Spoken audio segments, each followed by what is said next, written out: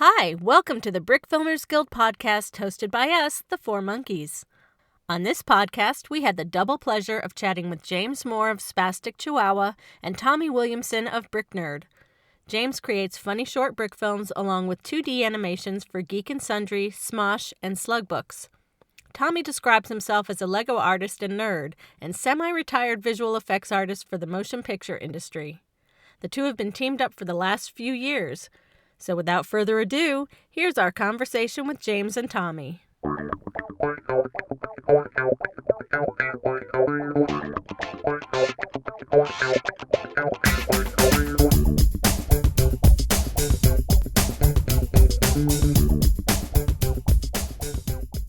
Today we have a special double treat for you guys. We have James Morr of SpastikChuwawa and Tommy Williamson of BrickNerd. Thanks so much for joining us, guys, and welcome.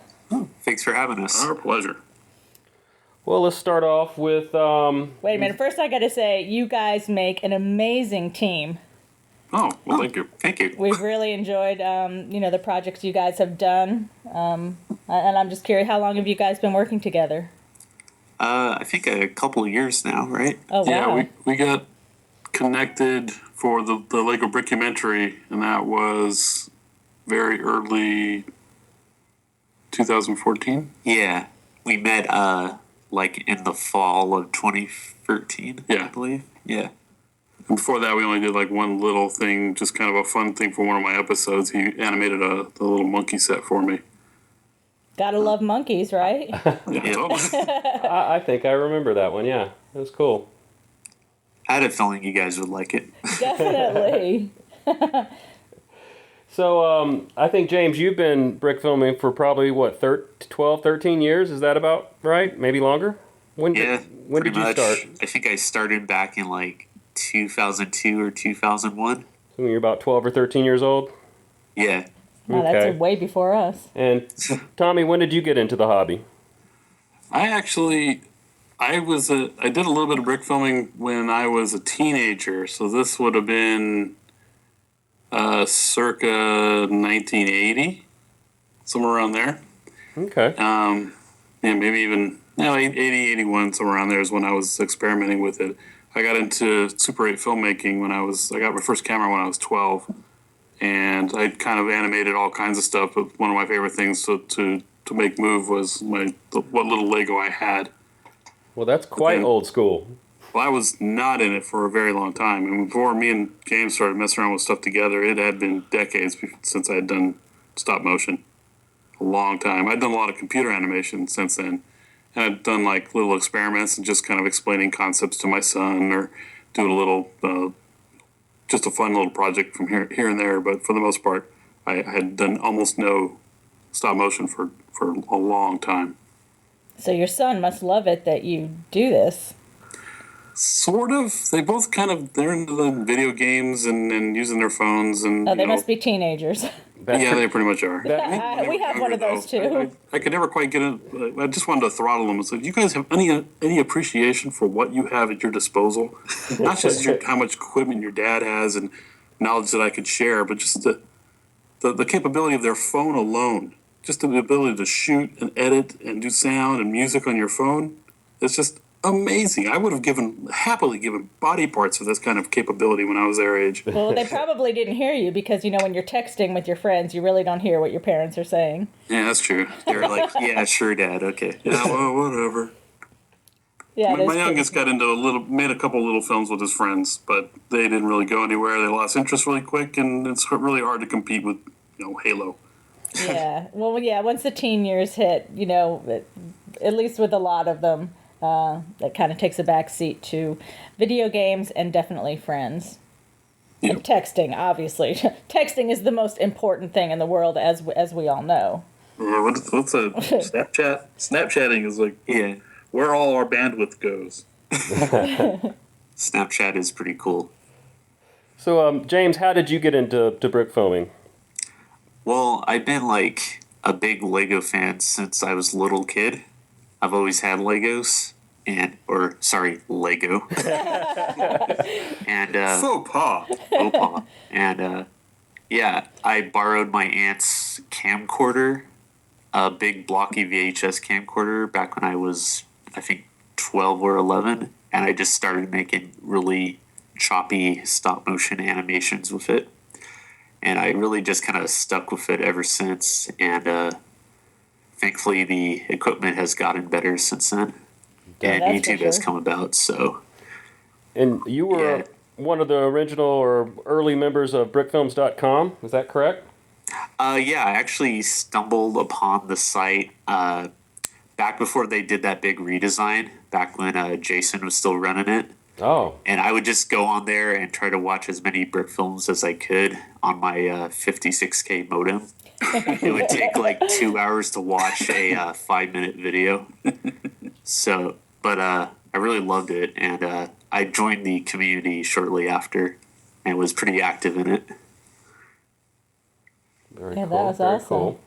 Cool. It served its purpose. Well, yeah, and I recently watched the documentary, the Bricks in Motion documentary, and some of my questions were answered, and some of them kind of left hanging to, about the schism and whatnot. But I enjoyed seeing both of y'all in that. Oh, thank you. Thanks. Yeah, I'm barely in it. Yeah, I watched it last night. It turned out really good. They did a good job. Mm-hmm. They must have tons of extra footage that I would just love to see. Oh, yeah. Philip was telling me he shot like 60 hours worth of interviews. Wow. Yeah, so he did a good job whittling it down to a 2-hour documentary or an hour and a half. Maybe there's some fun blooper reel in the future. I hope he releases whole unedited interviews. That'd be cool. I think Definitely. that would be cool. So, James, you're from Lompoc, correct? Yes. Originally, Tommy, where are you from originally? I grew up in Lompoc. Originally, I was born in Los Angeles, down in Long Beach, and then my parents moved away after the earthquake in 1970, which scared them. Mm-hmm. And then they went to Kansas, where my mom's from. What part of Kansas? Lawrence, I think. Okay, up in the north part. Yeah. Yep. And then they realized they were in Kansas, so they came back to California when I was 2. And we lived in Lompoc pretty much ever since. I did a little stint down in LA when I was working on films, and then I took it for as long as I could and came back home. Not a big fan of Los Angeles. It's big down there and busy. But cool being from Kansas, because then you can say, we're not in Kansas anymore. I just introduced our daughter to The Wizard of Oz on New Year's Eve, so that's a fun new line for us now. Well, you guys are real lucky. I think you live in one of the best parts of California, that area in between Santa Barbara and Santa Cruz. So. Yeah. I really consider this my home, and I consider myself fortunate just to be in this area. Yeah, it's really nice. I feel like a lot of people kind of take it for granted as well. Yeah, they do. They don't know how well they have it here. Yeah, especially the local kids. They like to complain a lot. Then they go away and go, oh, it wasn't so bad. There are worse parts of California than there. Oh, yeah. So where do you guys do your work together? Is it in a studio or in a dungeon like Dave does here? It's actually a standalone studio. When the brickumentary got greenlit, before that I was doing everything out of my garage, including my stupid show for YouTube. And we could have done the brickumentary in my garage, but it seemed like it was going to be painful. And I don't think my wife would have tolerated it for very long, because it meant kicking the car out of the garage, and that was already a problem with my show going overtimes. So I found this little space available. We're actually upstairs in a shopping center, and it's a really strange office building or commercial space that you don't see anyplace else. It's only accessible by stairs, and there's these little strange offices above like a regular retail space. Right below us is a hairstylist, and over one unit is like a dog grooming place. It's a little weird. You don't have any noise issues there? Any dog barking in the background? Occasionally you can hear that, yeah. It's more of a problem with the dance studio that's down 2 doors the other way, and then there's a karate studio that's also upstairs with us. That's not as much of a problem as it used to be. We actually moved. The last year has been spent doing a project for Nathan Sawaya for the Art of the Brick DC Comics. We did 16 minutes of animation for that, and over like 45 minutes of rolling footage of motion graphics and other stuff. So it was a huge project. So when that got greenlit, I knew we needed more space. So we rented this place, and it's like 3 times the size or 4 times the size for not that much more. And we've been here ever since. Well, that's awesome. And congrats really on that cool project. What a sweet project that was. Yeah, it's a lot of fun. I can't wait for everybody to really get to see it. Since it's only in Australia right now, a lot of the people that I know are in the U.S., they haven't seen it yet. And we really can't share much for it. Yeah, we're just kind of sitting on it right now. Any idea when it's due to come over here? I don't know. I don't know if the U.S. is going to be the next stop for it. Nathan thinks globally, so it could be not even this country that it comes to next. We don't know. We'll definitely let you guys know, though. Yeah, appreciate it. Seeing as we're not going to get to Australia. Based on the success of his previous show, I anticipate there'll actually be more than one copy of it, more than one version of it, so it can be in 2 or 3 places at the same time. Because the Art of the Brick, I think, is in 6 places now, traveling worldwide. So it gets around. I'm sure that the DC Comics, it's been really successful so far. So the reception of it's been great. Yeah. Plus, he has the advantage of working with Lego, so he could easily make copies of all his artworks. Yeah. To make different shows. Yeah, I mean everybody knows and loves his work, so that's awesome. Yeah, he's a genuinely nice guy too. Yeah, really cool. Love hearing that. All right, I'll let you figure out who wants to go first here. Did you guys go to school to learn some of your skills? Not really. I was homeschooled growing up, so I was kind of like allowed to pursue my interests, and I was pretty much all self-taught. But I did take a couple directing and filmmaking classes in community college. So Okay. And I'm pretty much self-taught too. I after high school, I spent a year. I actually originally did makeup effects and creature effects and animatronics. Ah, cool. So after I graduated high school, I got a job as a dental technician to learn those techniques and materials. And then after a year of doing that, I broke into the film industry. And there was no school between that except for when I would crash my wife's college classes in San Diego because I liked physics. That's how weird I am. We're all weird. I like physics. Weird is too. awesome. I listen to Star Talk, so they kind of go into physics a little there. What hardware are you currently using? Computer, camera, etc. Well, I use a Mac PowerBook 15-inch for shooting. James uses what is it? it's an Acer laptop. Yeah, so I use PC. I use Mac. He uses PC. Oh, Yeah. It results in all kinds of fun networking and file transfer problems, but we have our established ways of doing things. It goes relatively smoothly. Yeah, there's not much cool. problem. That's cool. And then we use a Canon T5i. It's our primary camera. I also have a T3i or T2i? T3i. Yeah. T3i is a secondary, and We use a Dragon Frame Yep. to capture our animations. and then a little bit of Nuke and a little bit of After Effects, whatever makes the most sense. And we're also going to be experimenting with Fusion. I've done a couple jobs with that. Okay. And Put it all together in Premiere. what's the name of that Nuke clone? Oh, I forgot. Oh, the I name. think it's called a Neutron or something. Something like that, yeah. Yeah. There's a program out that's almost an exact duplicate of clone of Nuke. Natron, I think. Natron, yeah. Pretty much open source, and everyone's just kind of going with the Nuke format for everything. So what is Nuke? Nuke is a compositing solution, node-based compositing solution. It's like the industry standard. It's what all the big visual effects studios use. Since my background is in visual effects, I automatically go to that type of stuff. I don't really care for layer-based compositing, the After Effects way of doing things. So Yeah, before I met Tom, I used to use Adobe After Effects for all my special effects, but I've been learning how to use Nuke, and I think I like it a lot better. he has come to the other side. Yes. I'm one step behind. I just recently got the Adobe Cloud, so I'm trying to learn After Effects and get used to Premiere. So it's been different. Take a look at Blackmagic Fusion.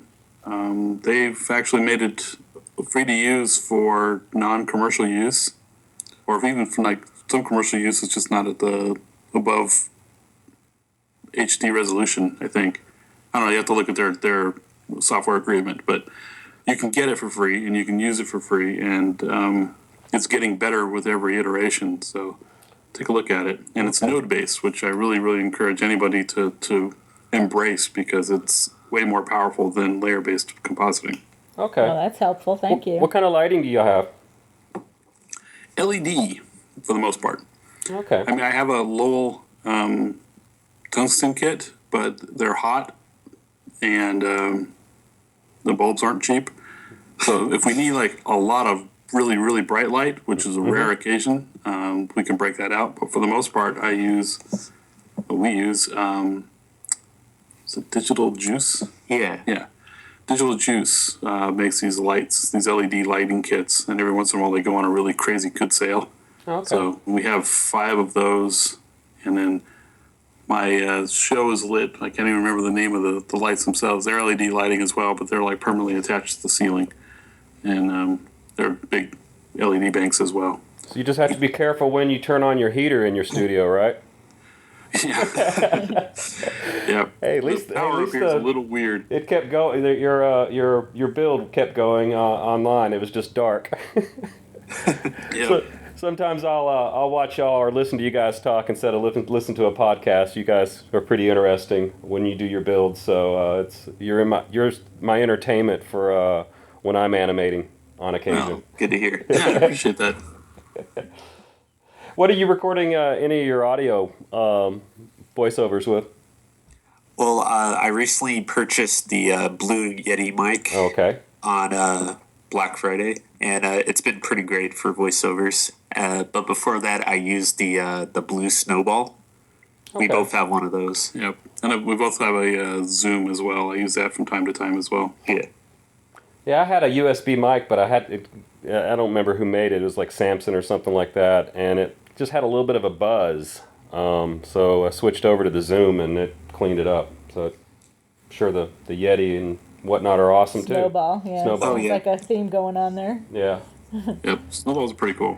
I remember when I first started out, I would use like those default Windows microphones, like the long stick, and you would just yell into it, and it would clip all the time. It was great. You just didn't care. You Those just, were the days. whatever works. I hear words. That must have done it right. Yeah. This might be a 2-part question for each of you. Your Lego collection, how do you sort? I'll let you take this one. Well, I used to sort by color, then I found out that was a terrible idea. Mostly because of the darker colors, and I found that sorting by part and part type is way better for being able to find what you need. Because if you need a black 1x1 tile, it is super easy to find in a bin that's nothing but 1x1 tiles. Whereas you go into a black bin and try and find that one part, you're going to be searching for a while. So all my collection, it's a little decimated right now because of the big project we just did, and there's a lot of stuff that needs to be sorted, and never have time for that. But it's sorted by plates, and then by brick, and then by specialty items, by slopes, and by wedge plates and stuff like that. Okay. The bins themselves, sometimes it's it's hard to describe. They're set up like, well, for instance, like 2x bricks. There'll be a 2x2 and a 2x3 and a 2x4 and a 2x6. Those all started in one bin. Eventually, enough 2x2s get collected that they fill up a Ziploc inside the bin, and then they get graduated to their own bin. So now there's a bin that's just got 2x2s in it, but the 2x bin still exists, and it's got 2x6s and 2x8s, and that's pretty much just the system I have. When it can no longer contain the giant Ziploc inside of it, then it gets its own bin. And Tom's trying to purge old gray from his collection, so we have a bin specifically to put old gray pieces in. Yes, it is no longer welcome here. Well, they keep the minifig stuff in small parts bins. They have their own little section over on the build tables, and we've got like all heads in one bin and torsos in another bin, and different expressions too. Yeah, and that's all kind of a work in progress. It needs to be further refined, and just want to make it. Anytime it's the sorting stuff, it's all based on accelerating the build time or making it easier to find the part that we're looking for. So anytime we're just digging, that's wasted productivity. Mm-hmm. True. And do you have your own collection at your own house, or did you? Oh, yeah, I do. I have a pretty big collection at home. I've been trying to sort it recently. Right now, it's very roughly sorted. Mm-hmm. Like, I have minifigs separate and some different variety of pieces sorted out. But a lot of it is in a bunch of big bins, like those big blue bins. And but I haven't had much time to sort because I do all my filmmaking here at the studio with Tom's collection of bricks. So right now it's my Lego bricks are just kind of like on standby right now. Okay. We determined it would probably be best not to commingle the bricks. Yeah. So everything we use here at the studio, with the exception of a rare occasion where he's got something I just don't have, he'll bring it in. We just use my stuff. Yeah. Okay. Do each of you have a favorite set or series? Favorite all-time set was all-time series? Probably the UCS Falcon. I'm a big fan of that set. I think my favorite set, maybe the Time Cruiser set, the one with the one that looks like a car with the propeller on top. I used to really like that set as a kid. I'll have to look those up. Yeah. I like a lot of the really early Star Wars sets when those first came out. Ones with the yellow heads? Yeah. I still got some of those somewhere. They're just amongst the collection. Yeah. Also, a really big fan of the mini modulars. Oh, yeah. I love that set. I want them to do another set. Okay. We don't have any of those yet, do we? No, we didn't get any of those. What frames per second are you guys shooting, or do you vary? We like to shoot on 24 frames per second on twos. Okay. When I started out, I worked at 15 frames per second. But a couple years ago, I made the switch over to 24 on twos, and I like it a lot more. Okay. I like 24 frames per second. It feels more filmic to me. Yeah. Do you ever do the full 24 frames for certain scenes? For really fast-paced shots. Like cars? Usually. Or motion control stuff, we'll do that. Yeah. For camera moves, it looks better on ones instead of twos.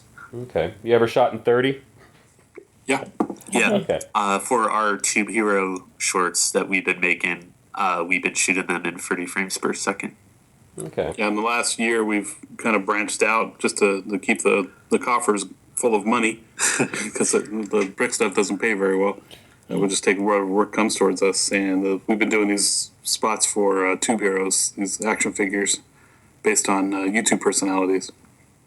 So suddenly there's all kinds of weird stuff in my studio, like plywood and trees and sand and dirt and models. And I've been breaking out old skills that I haven't used in years to make little miniature pieces and stuff. Yeah, those Tube Heroes have been fun to watch. A lot of the animators are doing those, and they're a lot of fun. Mm-hmm. Yeah, I know they've been recruiting a lot of Brickfilmers to make the shorts, so that's been pretty nice. It's a natural progression. Yeah. About how many seconds do you typically animate in an hour? In an hour? In an hour, yeah. Average. I mean, there's ones that you can go fast with, and some they're slow. That's a good question. It really depends on what's happening in the shot or how complex it is. Yeah, I tend to think more in shots per day than in seconds per hour. And we generally do about 8 shots a day when we're in like full tilt boogie mode. And how long are your shots usually? 2-3 seconds. That's moving. Yeah. That's pretty fast. That's good. James is a ripping fast animator. He's way faster than I am. Yeah, when I was animating for THAC this last weekend, I moved pretty quick. I think I got about a minute and 10 seconds done in the day, but I was, for the most part, animating pretty much one figure at a time. And there are times when I'm animating the Oyo, and I'll be happy to get 1 second an hour. So, Nice. yeah, it's kind of slow. Let's see, how many hours a week do you guys put in? Pretty much every day except weekends. Yeah, it depends on what's going on. I mean, I'll work a 70-hour week if it's needed, but typically we're doing like 40s. 40s? That's cool. That is nice. I mean, 9 to 6 is kind of a normal day here, and it's really based on how much the workload is. Problem is we both like to be here. Yeah, we both love working. It's like our playground. So even if we don't have to be here, we tend to be here.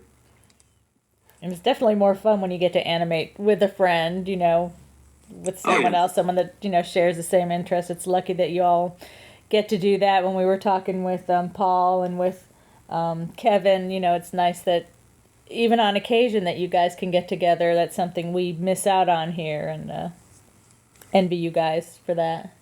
We tend to tag team everything though. I think there's only been animation going simultaneously in this room once.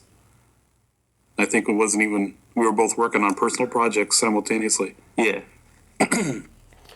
But we tend to use each other's strengths. So I'll be editing, and then we'll set up the shot directories and the animatic outputs and stuff like that, just to make sure that we've got a strong workflow. I will typically do the lighting on things and rigging. And then James will come in to do the shots, and when he's doing that, as soon as they start flowing out, I start the comp work. So, and then I'll take it through the edit.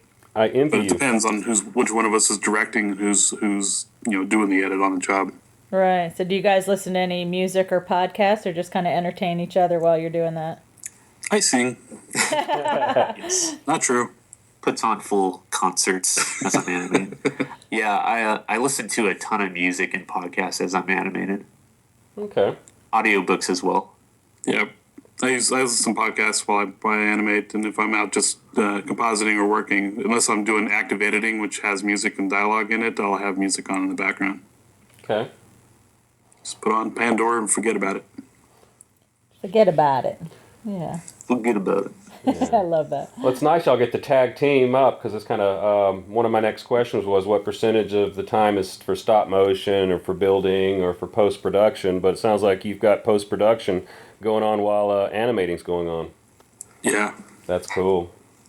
Well, the last job we did the last Tube Heroes job in 2 days, start to finish. Yeah, it was I think 40 seconds long. Something like that, yeah. Yeah, 40 seconds of footage in 2 days.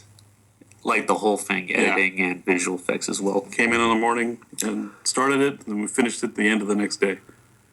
And it wasn't that's an awesome. all-nighter or anything. We both worked a 9-hour day, and Yeah. then Oh, took cool. it home. So, yeah, we can crank stuff out when we tag team. Do you have a favorite brick film that you've done either separately or together? Could be for sentimental reasons, or your first project, or just something that you, were really proud of the most.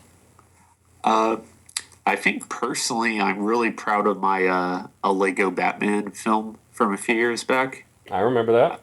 Yeah, I put a lot of work into it, and it came out exactly as I wanted it to.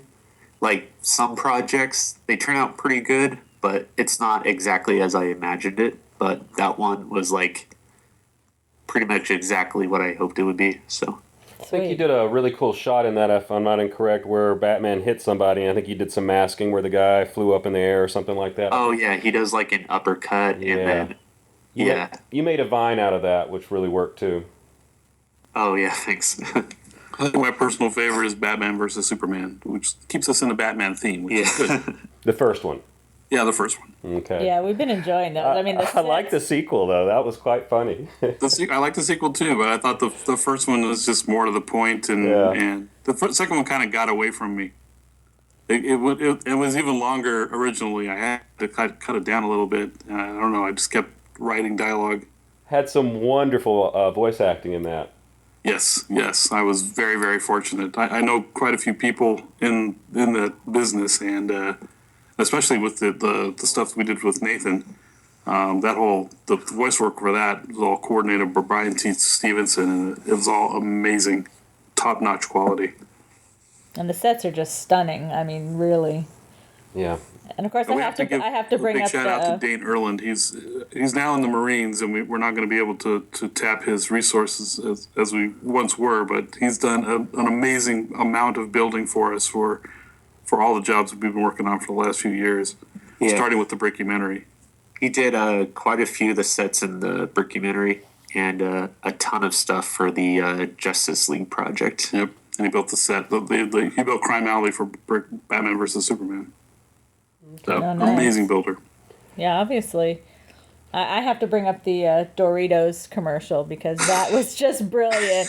Shame that it just was disqualified because that was just Was that amazing. because it was DC?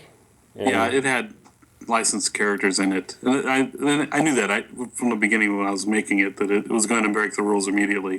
What I didn't know is that they wouldn't even bother to put it in the group. I was looking for some exposure. I never had any chance of winning, never expected to.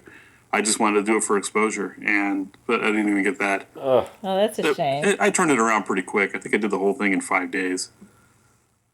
Yeah, it was just, it was so funny and just so brilliant. I loved it. Well, thank you. So, what Brickfilmers have you personally worked with? I know Kevin's one. Who other Brickfilmers have you worked with? Spencer Katz. Katz, okay. That's Sean Willits. okay. Who else? Anybody else? Forrest? Oh, didn't we work with Zach for a little bit? Oh, yeah. Yeah. Zach. Very, very briefly with Zach. Haven't worked with Forrest yet, Okay. but I like to in the future. Did they come down to Lompoc? No, that's work we outsourced to them. I've actually never met anybody but Kevin. Everyone else we just dealt with online. Okay, Oh, so you haven't actually... Kevin was the only one you've animated with. Yeah, he actually came to the facility. Mm-hmm. What do I mean? Oh, I was going to say, of course, we met Philip and Zach when they interviewed us for the documentary, Right. but we haven't animated with them. Right. Oh, and David Pangano was good. Yeah, you did a build. We built with him. We didn't animate with him, but we built with him. Mm-hmm. Was that when you did the bucket challenge? Yeah. Yeah, David's way cool. We actually got to meet him. He's way cool. He's a great guy. Yeah. So he's one of the rad. few. We just met a bunch of Brickfilmers that year. Yeah. I think he's the only person, that has met us. Oh, yeah? Yeah, he knows what we look like. Yeah, but I mean, he's sworn to secrecy, obviously. Well, no, there's another one. There's the one guy that was at From the Brick Show. From Brickflix. It was can't remember his channel name. I think he was about 13 or 14 when we met him. He's probably 18 now. Well, hopefully he's forgotten by then. So. Yeah. No, he was a nice guy. He actually pointed us out because he kind of did the math detective work in his head, and he's like, okay, the Four Monkeys are coming to Brickflix. They've got this new camera, and because I was carrying there's around, 4 of them. and so he came up to me and asked me, "Are you big monkey of the the Four Monkeys?" I was like, "Yeah." I think our tails gave us away. I think his name's Lucas or something like that. Really nice kid, and also what's his name? Will Stroh. We met him, and I guess he's probably done a little bit of stuff, but he hosted Brickflix. Hopefully he will do it again. Cool. Let's go back to where I was here. Are your channels partnered on YouTube? Yes. Yes. Are they both through the same one, or? I'm partnered through Channel Frederator. Mm-hmm. And who are you partnered with? I'm just partnered with YouTube. YouTube, okay. YouTube itself. Cool. Tommy, you've done some stuff at Comic-Con, is that correct? Like a booth or... I've spoken at Comic-Con like 4 times now. Oh, wow. Well, there you go. That's awesome. Yeah, Joe Mino from Brick Journal has panels pretty much every year, and I've been fortunate enough to have been invited to those. And I did one for the Nathan Sawaya reveal of part of the Brick DC Comics. So I think it's 4 times now.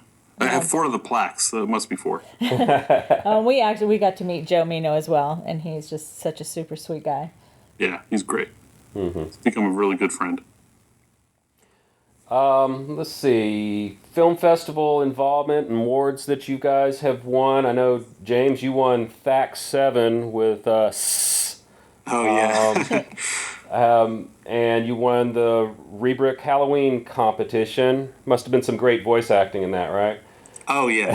Fantastic voice work.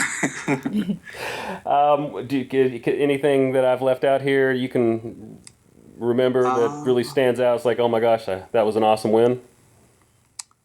I think those were the highlights.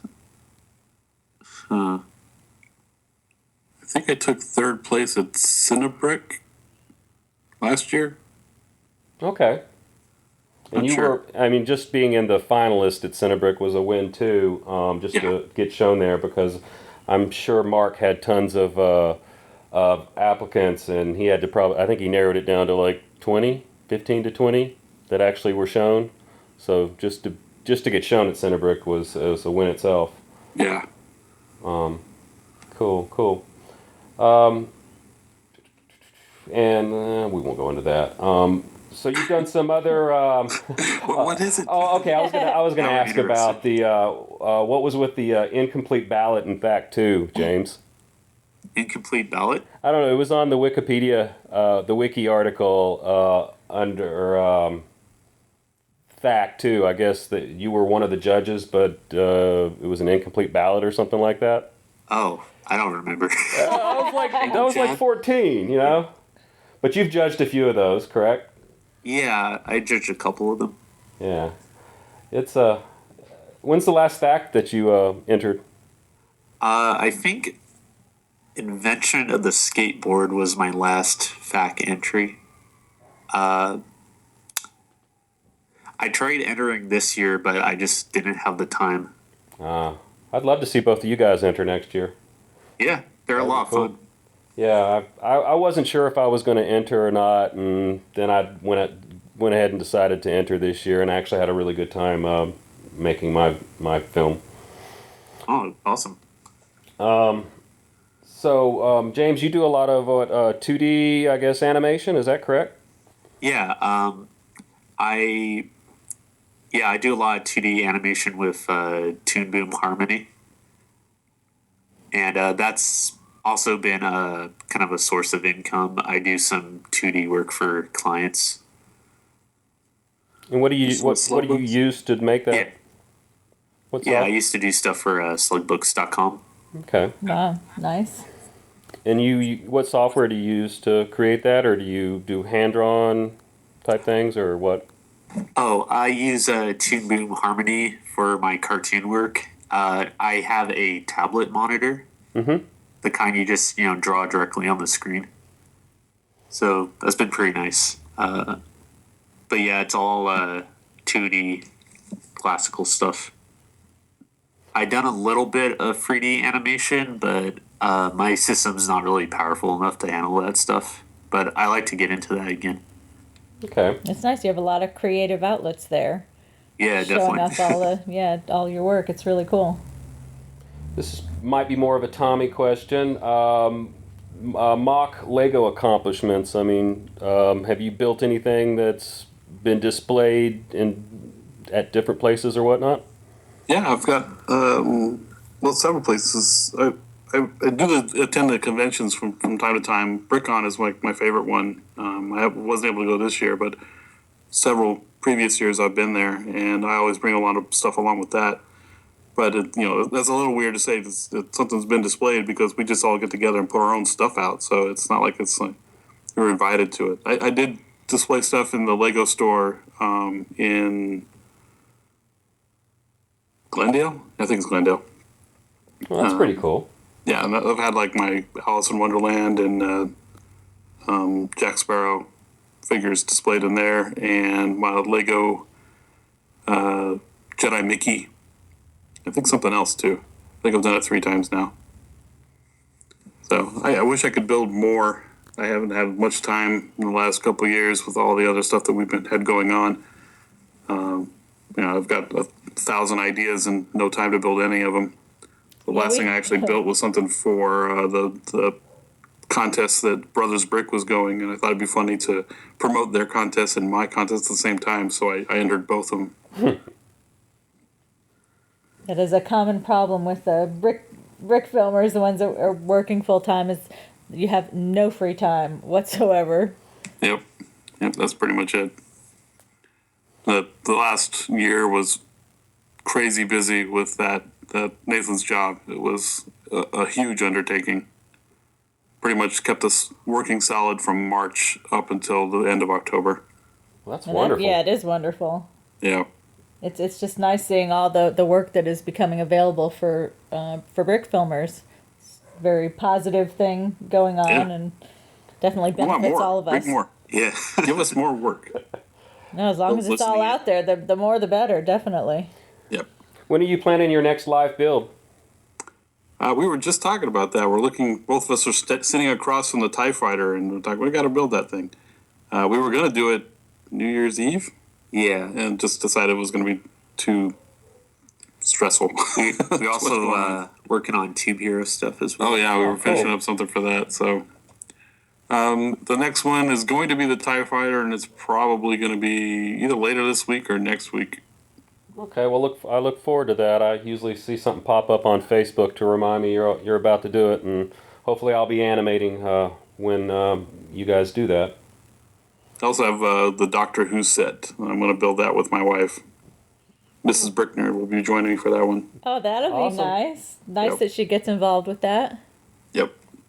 She's got like a tangential. It's more of a tolerance of my hobby and less involvement, but she's got a presence in the BrickNerd blogosphere. She's at a post once. She's joined me for several of the live builds, and people know her now. So I love it when she gets involved. Oh, that's awesome. I love hearing that. Are you currently working on or have plans for any actual Lego animations next month or so? We're both tossing around ideas for little personal projects that we want to get done while there's a little bit of a lag here. Yeah, I was just talking with Tom about an idea I had that I'm hoping I could kind of bash out this week and release this weekend. So we'll see about that. Well, I hope you get it done. You were one of the. You guys are a couple of the guys that anytime you make something, I'm definitely interested in watching it. Right away. Right away. Plus, it doesn't take a lot of time. James, yours are short, but quite hilarious. Thank you. They are some of my favorite to watch. You have a wonderful sense of humor. He's bent. Yeah, very. We all are to a certain degree. Oh, and something that we will start asking all of the Yes. all of our guests now to help our brick filmers out there is if you could please share a brick filming tip. Or secret. Or secret, or something, something fun and useful that you like to do and you could share with us. Secret, huh? Or a secret method that you don't mind letting the world know. Well, I found it's been pretty helpful lately to, we've been having a lot of fun creating animatics for our shorts. Like, even if it's just like the minifigs on sticks and you're making them move about, just filming like a little animatic could help plan out your film and make it better.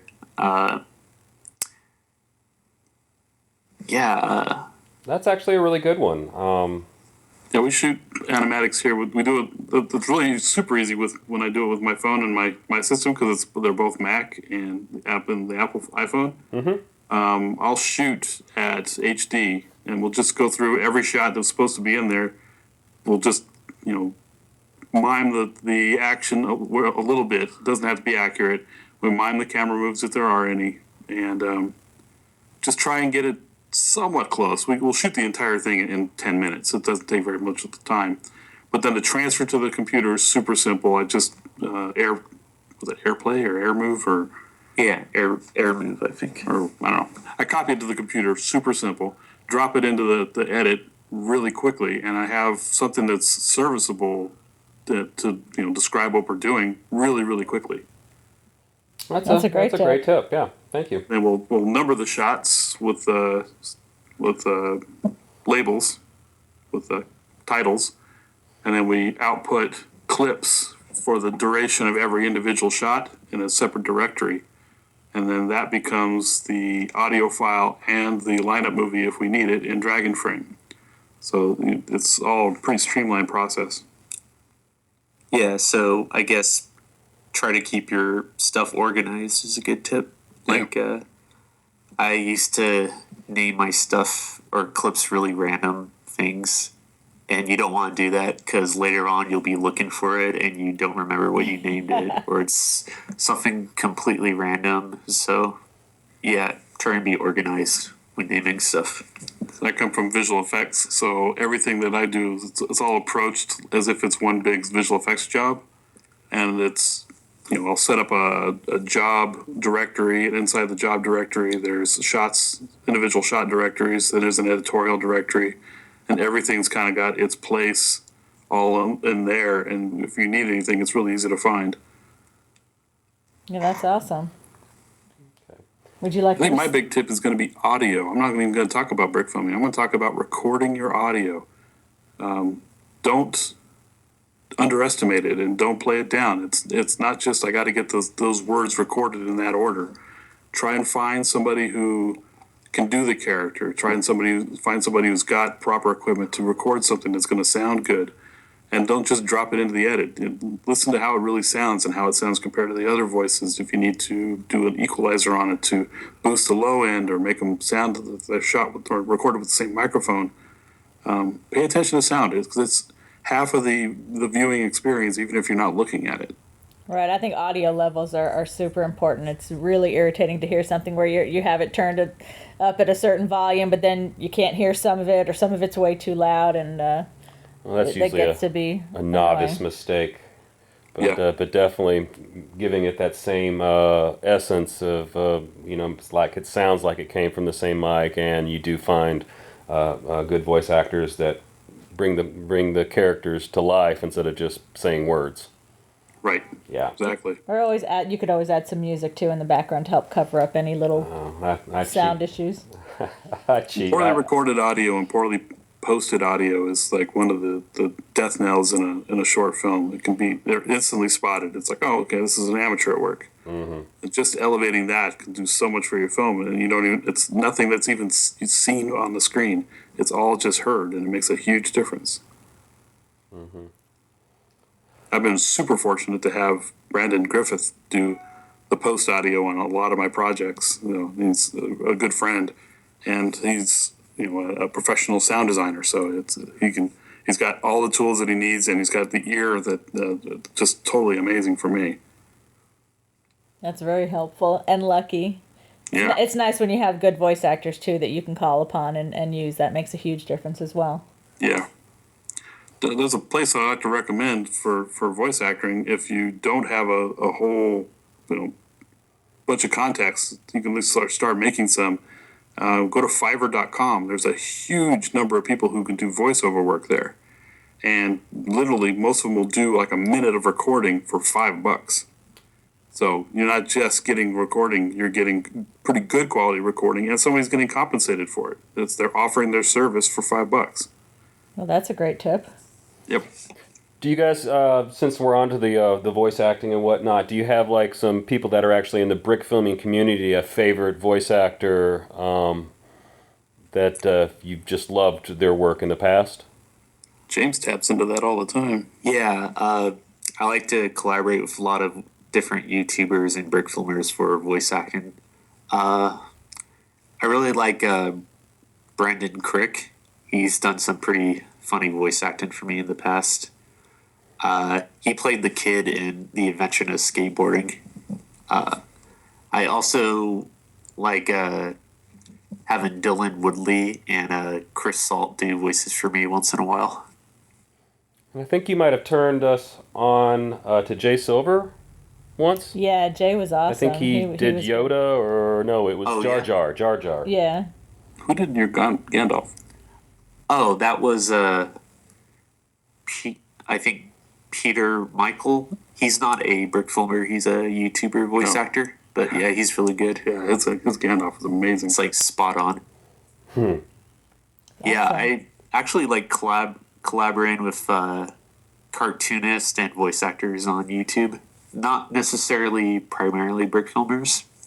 Like one guy I really like is Ed Atlin. He's done the voice of the Easter Bunny in a couple of my shorts.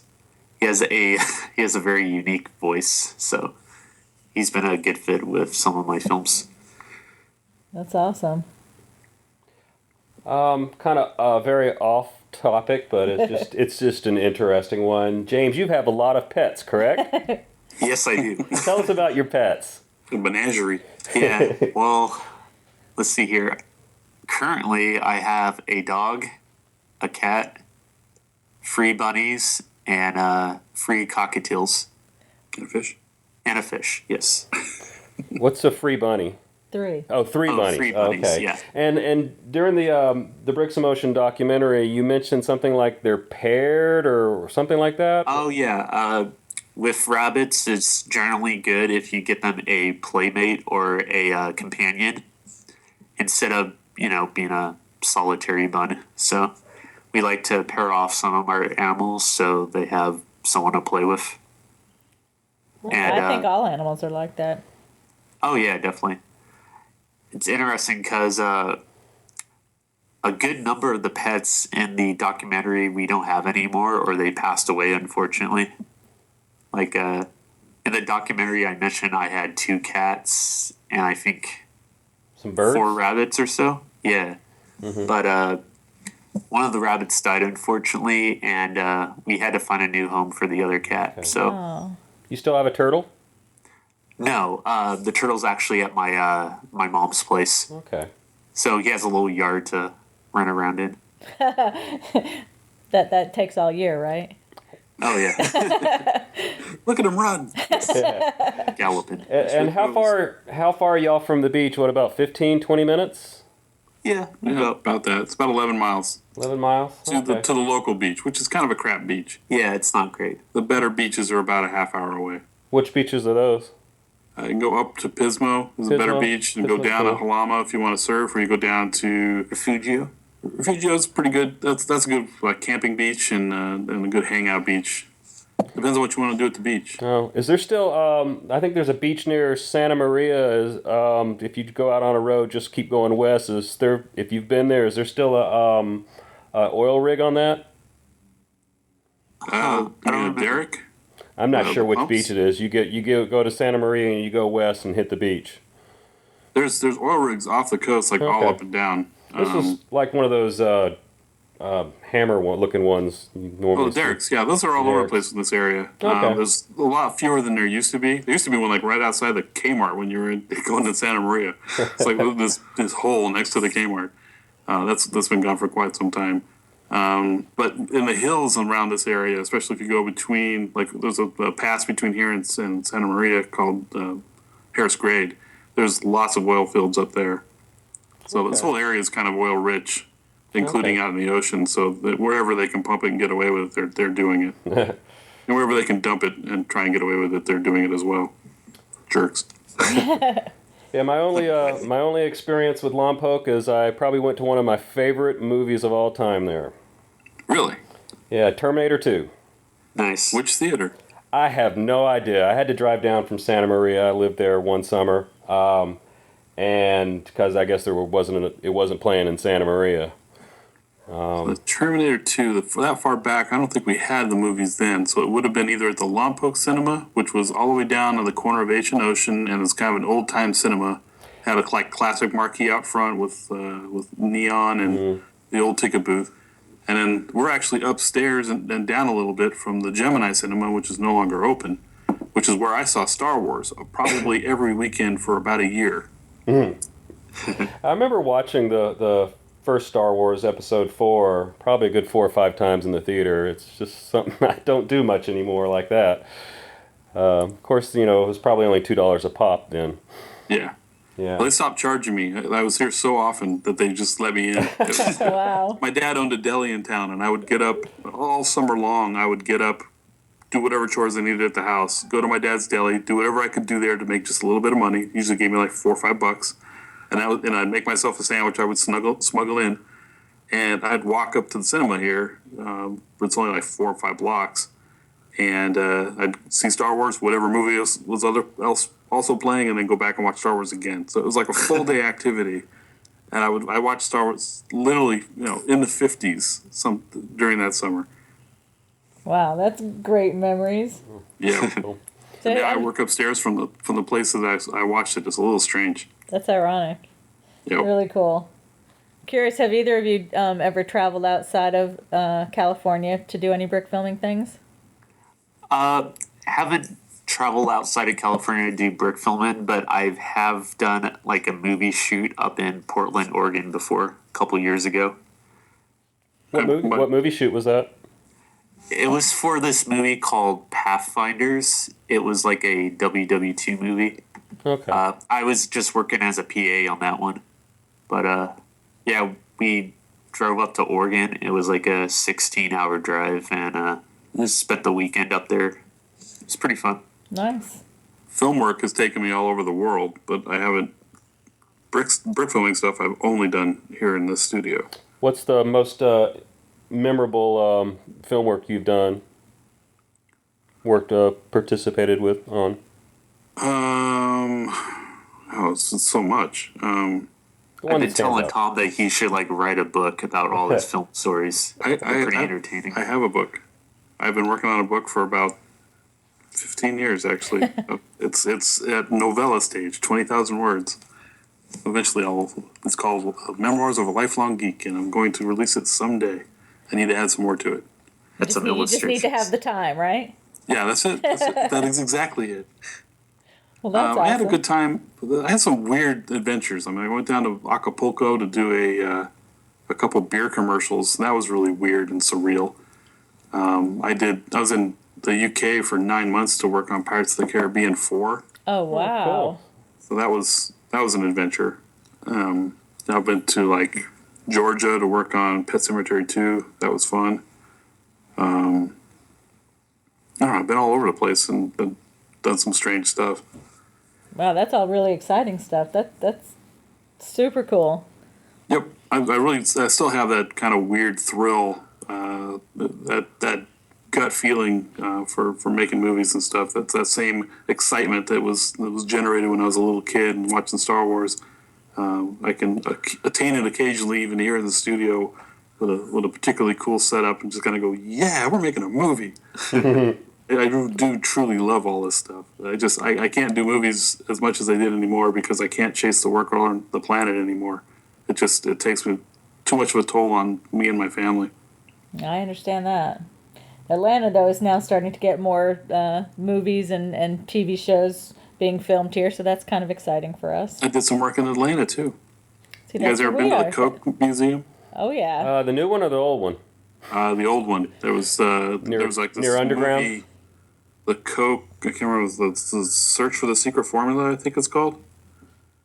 I worked on that. I did the visual effects for that. And went there to help install and calibrate the projectors for it. Okay, that's kind of like my old life. Did that a few times. I was in the audiovisual industry. Oh, cool. Yeah, I did it for 19 years, and the opportunity with Oyo happened, so I decided to jump ship and chase a dream, see how it works out. Sweet. Your Oyo films have been really good. Oh, thanks.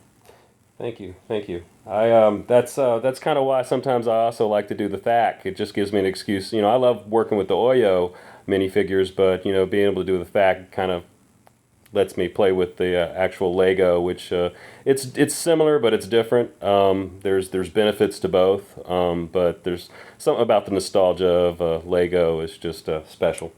Oh yeah, you can't beat that. Yeah, but I do love working for them, and excited that they've given us a lot of work to do for them, and it's fun.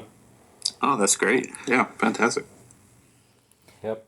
In fact, back to the sort of a Lompoc thing. I was in Santa Maria doing theater at the was it the John Hancock School doing PCPA. So yeah, PCPA. Oh, nice. my favorite place to work with them when I was doing that summer internship was down in Solvang. And it wasn't a show I was on, but they did Dracula down there, and it's an outdoor theater, and there were real bats flying around during it, and that was pretty cool. That's awesome. That's great. Yeah. So I think we about covered it, unless there's anything you guys want to make mention, if you want to bring attention to. Otherwise, we'll make sure that everyone has your links to see all of your wonderful work.